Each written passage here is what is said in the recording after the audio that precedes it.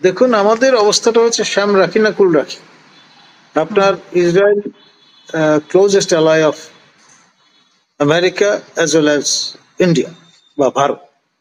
আবার ইরানের সঙ্গে ঐতিহাসিক সম্পর্ক আছে আমাদের, ওআইসির মেম্বার এবং মুসলিম একটি রাষ্ট্র। তো ফলে আমাদের জনগোষ্ঠীর একটা স্বাভাবিক সিম্প্যাথি তাদের প্রতি কাজ করেছে এবং করবে, এটাই স্বাভাবিক। ফলে সব মিলিয়ে আমরা কিন্তু খুব ভালো অবস্থায় আছি। সেটা যায় না। না ভেবে নাজুক অবস্থায় যে আছি, এই রিয়ালিটিটা আমাদের মাথায় রাখা দরকার। এবং মধ্যপ্রাচ্যে আমাদের যে প্রবাসী রেমিটেন্স যোদ্ধারা আছেন, তারা এফেক্টেড হতে পারেন। তারপরে এটা যুদ্ধ যদি ছড়িয়ে যায়, তাহলে এটা ডেফিনেটলি আমাদের স্পর্শ করবে, এটা স্বাভাবিক। পরমাণু যুদ্ধ খুব ঝুঁকিপূর্ণ। এটা পাসপোর্ট ভিসা মানে না। তেজস্ক্রিয়তা এমন জিনিস, এটা কিন্তু সারা পরিমণ্ডলে ছড়িয়ে পড়ে এবং সেটি ভয়ঙ্কর। সেটি সকল পক্ষই বোঝে এবং সেই জন্যই সবাই সতর্ক। আর ইসরায়েলের লক্ষ্য হচ্ছে ইরানের যে ক্যাপাসিটি, সেটা নির্মূল করে দেয় এবং সেই লক্ষ্যে তারা কিন্তু হামলে পড়ছে। দেখুন, সারা পৃথিবী জুড়ে মার্কিন ঘাঁটি আছে এবং ইসরায়েল হচ্ছে মানে ক্লোজেস্ট অ্যালাই অফ আমেরিকা। সেই কারণে তারা তাদের সঙ্গে বিপদে আপদে সবসময় পাশে দাঁড়িয়েছে, দাঁড়াবে এবং দাঁড়িয়ে আছে। আর আপনার তাদের যে নৌবাহিনী, বিমান বাহিনী এবং সশস্ত্র বাহিনী, সবকিছুই কিন্তু আহ, আপনার প্রস্তুত আছে ইসরায়েলকে সহায়তা করার জন্য। এবং হুম ইরান আহ, যদি আরো হস্টিলিটি কন্টিনিউ করে, তাহলে মার্কিনিরা বারংবার তাদের যে সংহতি, সেটি ইসরায়েলের সঙ্গে প্রকাশ করবে, এটি তারা জানান দিয়ে দিয়েছে। ধন্যবাদ। এবং কি ধরনের অস্ত্র তারা ব্যবহার করতে পারে? মানে কি ধরনের প্রস্তুতি আছে? যে ট্রাম্প যে আবারও হুমকি দিয়েছে আরো কঠিন পর্যায়ে যাবে ইরানে, এবং উনি ২ সপ্তাহ সময় নিয়েছেন। কিন্তু ২ সপ্তাহ সময় না নিয়ে ২ দিনের মাথায় উনি সিদ্ধান্ত এটি পরিবর্তন এটি করেছেন। সমর কৌশলের অংশ। বিভ্রম তৈরি করাটাও যুদ্ধ কৌশল বলে অনেকে মনে করেন। তো হুম, আপনার সেই কৌটিল্যের অর্থশাস্ত্র এর উল্লেখ আছে। ম্যাকিয়াভেলির দ্য প্রিন্স গ্রন্থ তার ইঙ্গিত আছে। তো সুতরাং এটা বেদবাক্য নয়, সেভাবেই দেখতে হবে বিষয়গুলোকে। অবস্থা বুঝে ব্যবস্থা, এই নীতি অবলম্বন করা হয় যুদ্ধক্ষেত্রে এবং তার এই বহিঃপ্রকাশ আমরা লক্ষ্য করছি। হুম। ইসরায়েলের উপর হামলায় ব্যবহৃত ইরানের খাইবার ক্ষেপণাস্ত্র, এ সম্পর্কে কিছু জানেন? মানে খাইবার ক্ষেপণাস্ত্র আসলে কি ধরনের? দেখুন, মানে হোম গ্রোন টেকনোলজি এবং সেই সঙ্গে উত্তর কোরিয়া, রাশিয়া, তারপরে চীনের সহযোগিতায়, পাকিস্তানের সহযোগিতায় হয়তো আপনার এক ধরনের ইম্পোর্ট সাবস্টিটিউশন পার্সপেক্টিভ থেকে ইরান সক্ষমতা অর্জনের চেষ্টা করেছে। কিন্তু সেইটি আপনার আসলে no match with state of the art technology of US and Israel.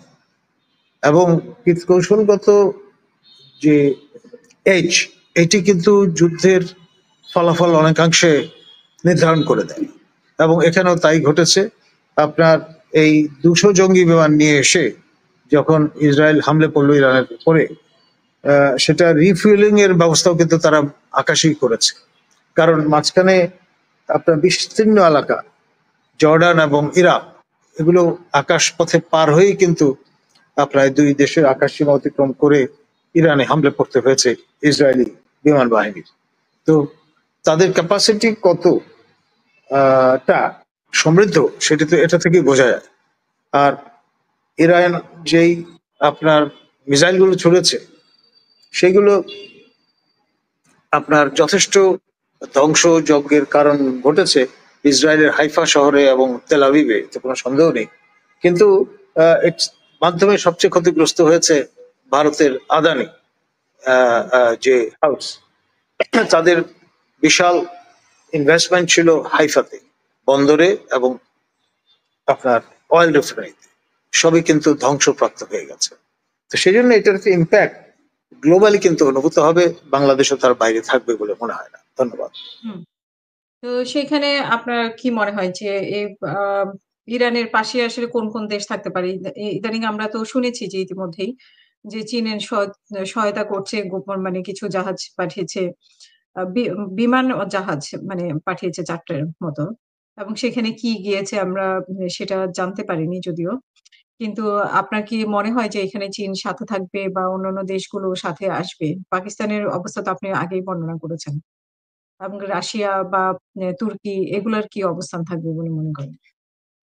দেখুন, তুরস্ক বা ন্যাটোভুক্ত দেশ, তো সুতরাং মার্কিন এই ফোল্ডের বাইরে যাই বলুক না কেন তো বেরোবে না। রাশিয়ানদের জন্য এটা ব্যাকইয়ার্ড, তাদের সঙ্গে সীমান্ত আছে, জল সীমান্ত, তো ফলে তারা বিষয়টা সিরিয়াসলি নেবে এবং অ্যালাউ করবে না আমেরিকাকে আপনার স্থল ভাগে যুদ্ধ শুরু করবার, সৈন্য সামর্থ্য নামিয়ে দেয়ার। ফলে সেই ব্যাপারটি আছে। আর আপনার 60-এর দশকে যে মিসাইল ক্রাইসিস হয়েছিল কিউবাকে ঘিরে, তখন কিন্তু মার্কিনরা পরিষ্কার বলে দিয়েছিল যে এটি আমার ব্যাকইয়ার্ড, এখানে নাক না গলানোই ভালো। তো পরে এই যে মিসাইল, সেটি আর শেষ পর্যন্ত তৎকালীন union of Soviet socialist Republic সংস্থাপন করেনি, সে সরিয়ে নিয়ে গেছে। এখনো একই যুক্তি বা লজিক এই ক্ষেত্রেও খাটবে।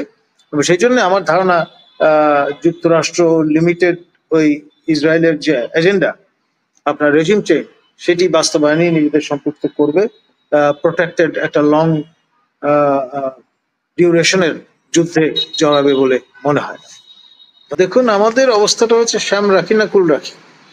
আপনার Israel closest ally of America as well as India বা ভারত। আবার ইরানের সঙ্গে ঐতিহাসিক সম্পর্ক আছে আমাদের, ওআইসির মেম্বার এবং মুসলিম একটি রাষ্ট্র। তো ফলে আমাদের জনগোষ্ঠীর একটা স্বাভাবিক সিম্প্যাথি তাদের প্রতি কাজ করেছে এবং করবে, এটাই স্বাভাবিক। কিন্তু মূল বিষয় যেটি, সেটি হচ্ছে আপনার মার্কিন আপনার আশীর্বাদ বর্তমান সরকারের জন্য অতীব জরুরি, two sustain and to continue. তো সেইটি আপনার রীতিমতো প্রশ্নের মুখে পড়বে যদি ইসরায়েল আপনার ভিন্ন কৌশলের আশ্রয় নেয়। আমাদের যে মান্যবর রাষ্ট্রদূতের বাসস্থান ক্ষতিগ্রস্ত হয়েছে, এটি কিন্তু আপনার একেবারে ইগনোরেবল নয়, যতটা ইগনোর করবার আহ্বান জানিয়েছেন আমাদের মান্যবর রাষ্ট্রদূত তার ফেসবুক স্ট্যাটাসে। এবং ইসরায়েলের ক্যাপাসিটি আছে পৃথিবীর যে কোনো জায়গায় আপনার স্ট্রাইক করবার, এবং শখানেকের বেশি পরমাণু বোমা আছে তাদের হাতে।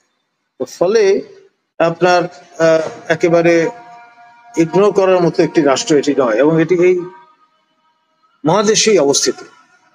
আর আমরা দক্ষিণ এশিয়া ও দক্ষিণ পূর্ব এশিয়ার ব্রিজ বা সেতুবন্ধ, আর ইসরায়েল হচ্ছে লেভেন্টে অবস্থিত ভূমধ্যসাগর তীরস্থ একটি রাষ্ট্র। তো ফলে সব মিলিয়ে আমরা কিন্তু খুব ভালো অবস্থায় আছি, সেটা না ভেবে নাজুক অবস্থায় যে আছি এই রিয়ালিটিটা আমাদের মাথায় রাখা দরকার। এবং মধ্যপ্রাচ্যে আমাদের যে প্রবাসী রেমিটেন্স যোদ্ধারা আছেন, তারা এফেক্টেড হতে পারেন। তারপরে এটা যুদ্ধ যদি ছড়িয়ে যায় তাহলে এটা ডেফিনেটলি আমাদের স্পর্শ করবে, এটা স্বাভাবিক। আফগান যুদ্ধের সময় আপনার নিশ্চয়ই মনে আছে, তৎকালীন বাংলাদেশ সরকার বাংলাদেশে আকাশ ব্যবহারের অনুমতি দিয়েছিল যুক্তরাষ্ট্রকে।